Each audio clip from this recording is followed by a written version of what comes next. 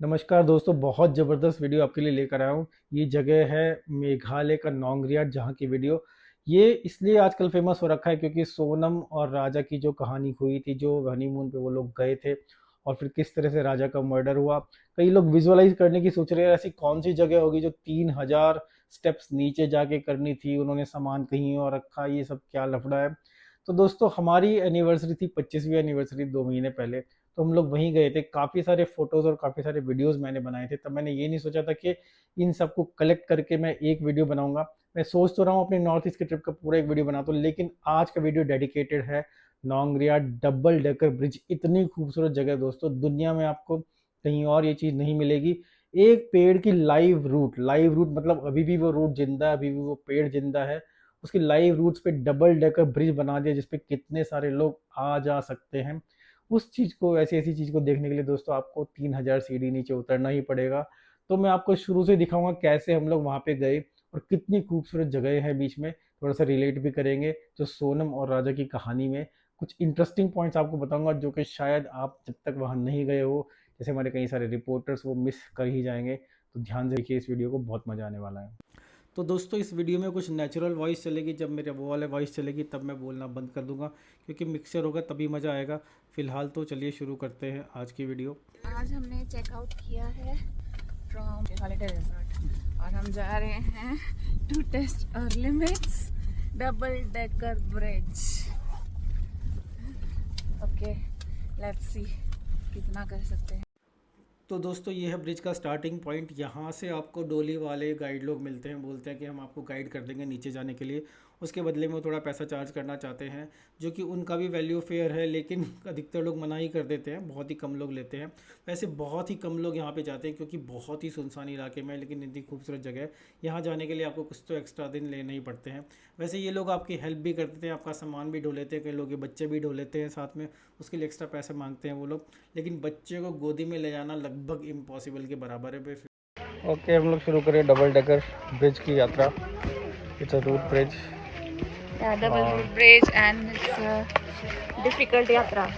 क्या 3500 स्टेप्स नीचे, 3500 स्टेप्स ऊपर। तो नीचे वाला स्टार्टेड नाउ, ऊपर वाला जाने। हाय डबल डेकर ब्रिज का रास्ता जस्ट स्टार्टेड। दोस्तों, ऐसा नहीं है कि ये रास्ता बिल्कुल ही सुनसान है, फिर भी थोड़े बहुत ही लोग बीच में मिल जाएंगे। बीच बीच में दुकान भी मिल जाती है, खाने पीने का सामान भी मिल जाता है, तो काम चलाऊ हो जाता है। तो एक तरह से व्यवस्था है, लेकिन फिर भी चलना तो आपको अपनी ही टांगों से है। सबसे डिफ़िकल्ट पार्ट तो वो ही है। और दूर दूर तक बस आपको सीढ़ियाँ ही सीढ़ियाँ दिखाई दे रही हैं और कुछ नहीं है। बहुत ये डस्टी है, है। हम दो in the middle of the jungle भटकते हुए। Oh my God. भाई चलना है मान करके चलो, ठीक है, सोचना कि हम लोग वहाँ पे ढाई ये चली मोटी कहीं तो चली, जंगल जंगल में चली। हम लोग डबल डेकर ब्रिज की लगभग 1000 स्टेप्स चल चुके हैं और चलना शायद जितना आसान है, ये देखिए कहीं नीचे पता नहीं दिख भी रहा है कि नहीं दिख रहा है, but it's a beautiful place. पसीने ही पसीने हैं। We are on target. हमारे लोग कुछ किसी भी आ रहे हैं। दोस्तों, हम तो सुबह को 8 बजे ही उतर गए थे नीचे, क्योंकि उसी दिन हमें वापस आना था। टारगेट ये था कि 1-2 बजे तक वापस आ जाएंगे। ऑब्वियसली 4-5 बज गए थे, लेकिन उस समय केवल नीचे जाते हुए लोग मिलते हैं। कोई ऊपर आ रहा है तो मतलब वो लोग हैं जो कि रात को वहाँ पर किसी होम स्टे में रुक गए थे, जैसे कि सोनम और राजा रुके थे, फिर वो ऊपर आते। दोस्तों, लगभग 1,500-2,000 सीढ़ियाँ नीचे उतरने के बाद ये पहला छोटा सा पतला सा ब्रिज आता है। इसके बाद एक थोड़ा सा चौड़ा ब्रिज आता है और उसके बाद पहला सिंगल लाइव रोड ब्रिज आता है। लेकिन ये जो ब्रिज आपको इस समय दिख रहा है, ये ब्रिज इतना सुंदर लगा हमें, और इसके नीचे जो इतना नीला नीला ब्लू लगून का पानी था, हमने तो डिसाइड कर लिया था वापस आते हुए यहाँ पे हम कुछ समय बिताएंगे। बहुत ही दुनिया की बेस्ट खूबसूरत जगह ये थी।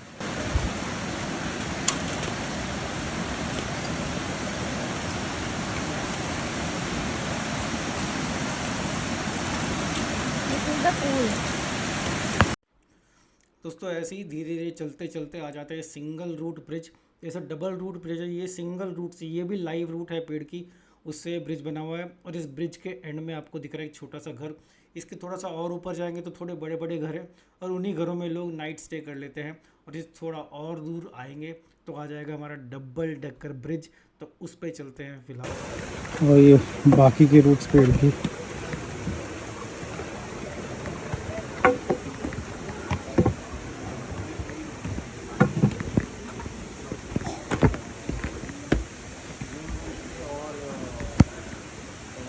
और दोस्तों ऐसे ही चलते चलते हाफते हाफते चढ़ते उतरते फाइनली किसी तरह हम लोग पहुंच गए double decker live root bridge.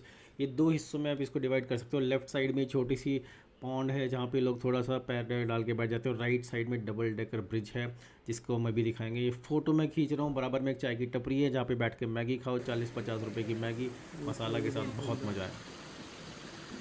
और दोस्तों ये डबल डेकर ब्रिज पे हमारी मेम सब चढ़ गई हैं एकदम शान के साथ, लोअर डेक पे चढ़ी हैं। और इस ब्रिज के लेफ़्ट साइड में अगर आप देखो तो सीढ़ियाँ जो जा रही हैं वो एक और ब्लू लगून जाता है जो लगातार 1 घंटे की दूरी पे है। वो तो हम जाने डिसाइड कर लिया था, वहाँ पे हम नहीं जाएंगे, लेकिन यहाँ पर हम सेल्फ़ी खींचने का ज़रूर प्लान बना लिया। सेल्फ़ी खींची, बहुत ज़बरदस्त जगह। ऐसा लग रहा था ऐसी ब्यूटी को इंसान कैप्चर करके कैसे घर ले, जो कि इम्पॉसिबल है। तो यहाँ थोड़ी देर के बाद मैगी खाने वाने के बाद हम लोग चलेंगे वापसी यात्रा में और थोड़ा बात करेंगे सोनम और राजा के बारे में भी। बेसिकली यहाँ से वापसी की चढ़ाई 3-4-5 घंटे की होती है, तो हमने डिसाइड किया था कि ब्लू लगून जाने के बजाय जो रास्ते में लगून पड़ेगा वहाँ जाएंगे, जिसकी हमने ऊपर से फ़ोटो खींची थी, आपको नीचे से दिखाऊंगा। बहुत ज़बरदस्त जगह।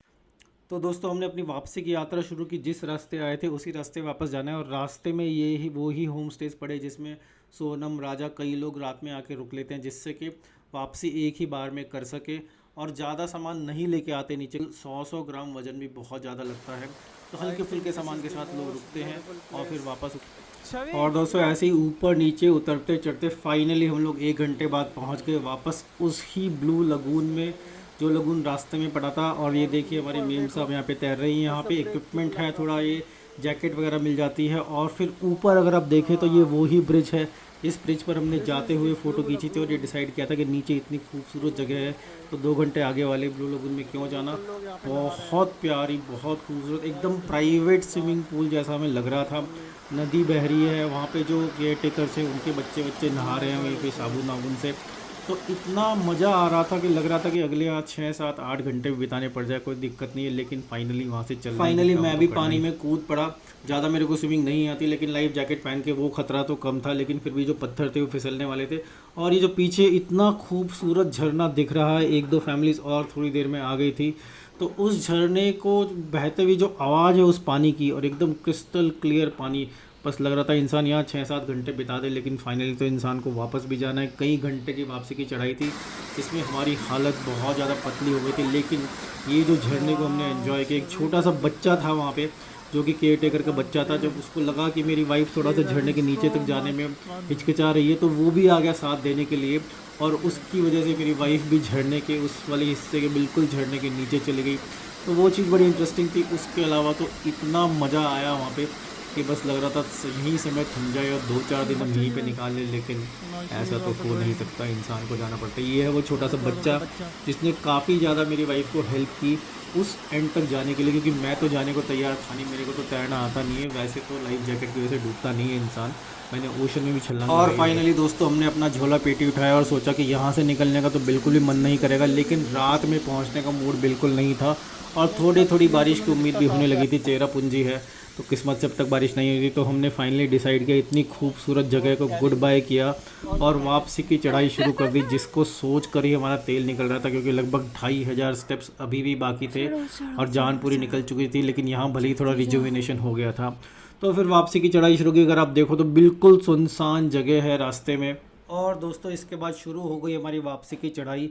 इतनी ज़्यादा थकान, बिल्कुल हर पहले तो 100 कदम पे रुकना पड़ रहा था, उसके बाद हर 50 कदम पे रुकना पड़ रहा था, और बीच में हमें कहीं डोली वाले मिलते ही हमें रास्ते में कटहल का पेड़ भी मिला, तो थोड़ी बहुत ही मस्ती उस बीच कर ली। लेकिन तेल इतना निकला हुआ था, पसीना टप टप टपक रहा था, बारिश भी एक्चुअली शुरू हो गई थी उस समय, और हम बार बार डोली वाले मिल रहे थे, बोल रहे थे पहुंचा दो इतने पैसे उतने पैसे, लेकिन फिर भी हमने राम राम करके कई घंटे लगा के फाइनली हम ऊपर तक पहुंच गए और ये प्यारा सा गेट आ गया जिसका। तो दोस्तों आशा करता हूँ आपको कुछ समझ में आएगा। कितनी खूबसूरत जगह, कोई कैमरा उसको कैप्चर नहीं कर सकता, आपको खुद ही जाकर बिलीव करना पड़ेगा कि लाइव रूट ब्रिज क्या होता है।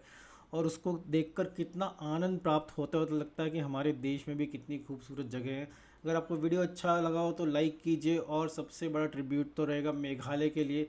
वहाँ पर जाइए, इन सब जगह को देखिए, थोड़ा सा टाइम एक्स्ट्रा लेकर जाइए, नहीं तो केवल झील के सामने और वाटरफॉल के सामने फ़ोटो खिंचवा कर वापस आ जाएंगे। इन सब खूबसूरत जगहों को तो देख ही नहीं पाएंगे। बाकी मैं कोशिश करूँगा कि मेघालय की पूरी ट्रिप का आपके लिए एक वीडियो बनाऊँ, लेकिन फ़िलहाल ये सोनम राजा की कहानी सुनकर मुझे लगा खासकर इस खूबसूरत जगह का तो एक